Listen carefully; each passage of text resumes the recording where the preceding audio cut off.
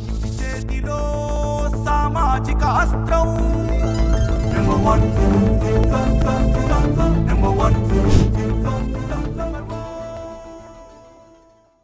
Welcome to number 1 news. This is Sravani. AP ఆర్థిక శాఖ ప్రధాన కార్యాలయమైన నిధి భవన్ లో బుధవారం ఉదయం అగ్ని ప్రమాదం జరిగింది. ఉద్యోగులంతా విధుల్లో ఉండగానే భవనం 2వ అంతస్తులో ఒక్కసారిగా మంటలు వ్యాపించాయి. Pay and accounts officer chamber నుంచి తొలుత మంటలు వచ్చినట్లు ప్రత్యక్ష సాక్షులు చెబుతున్నారు. దీంతో సుమారు 300 మంది ఉద్యోగులు భయంతో కిందికి పరుగులు తీశారు.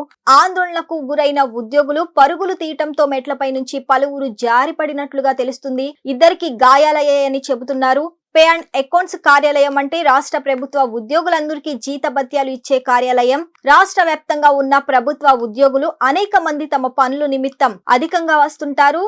ఇక దీనివల్ల ఈ కార్యాలయం నిత్యం రద్దీగా ఉంటుంది. సెంట్రల్ ఏసీలో షార్ట్ సర్క్యూటే కారణమని భావిస్తున్నారు. ఈ ప్రమాదంతో కార్యాలయంలో ఉన్న కంప్యూటర్లు, దస్త్రాలు కాలిపోయి ఉండవచ్చని సమాచారం. రాష్ట్ర వ్యాప్తంగా ఉద్యోగుల జీతభత్యాలు, వివిధ శాఖలకు సంబంధించిన లావాదేవీల బిల్లులు ఉండటంతో ఎంత నష్టం జరిగిందనేది ఇంకా అంచనా వేయలేదు. ఆన్లైన్ సిస్టమ్ అయినప్పటికీ కంప్యూటర్లు కాలిపోవటం వల్ల లావాదేవీలకు సంబంధించిన పూర్తి సమాచారం మంటల్లో కాలిపోయి ఉండవచ్చని ఉద్యోగులు భావిస్తున్నారు.